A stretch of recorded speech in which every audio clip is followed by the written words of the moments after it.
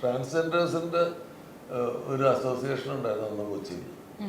അവര് ആ സിനിമ കണ്ടിട്ട് എനിക്ക് എൻ്റെ റൂമിൽ വന്ന് തന്നെ പൊന്നാട അണിയിച്ച് അവരുടെ സന്തോഷം അറിയിക്കുകയും ചെയ്തു.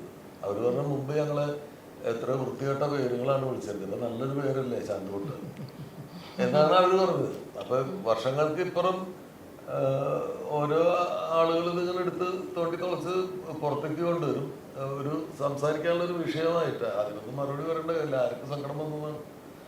അതിൽ ആ ക്യാരക്ടർ ട്രാൻസ്ജെൻഡർ അല്ല. ഇപ്പോൾ കൽക്കിന്ന് എന്തോ പറഞ്ഞ ഒരു ആള് കേരളത്തിൽ വന്നിട്ട് പറഞ്ഞ ലാൽ ജോസ് എന്ന് പറഞ്ഞ സംവിധായകനെ എൻ്റെ മുമ്പിൽ കിട്ടിയാൽ ഞാൻ അയാളുടെ കരണത്തടിക്കും, അയാള് ഞങ്ങളെ മോശമായി ചിത്രീകരിക്കുന്ന ഒരു സിനിമ ചെയ്തു.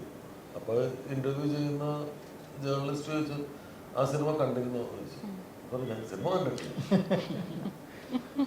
അപ്പൊ ഇത് പുതിയ കാലഘട്ടത്തിന്റെ പ്രത്യേകതയാണ് അത്. അതായത് എല്ലാവർക്കും ഒരു അഭിപ്രായം ഉണ്ട് എല്ലാ വിഷയത്തിലും.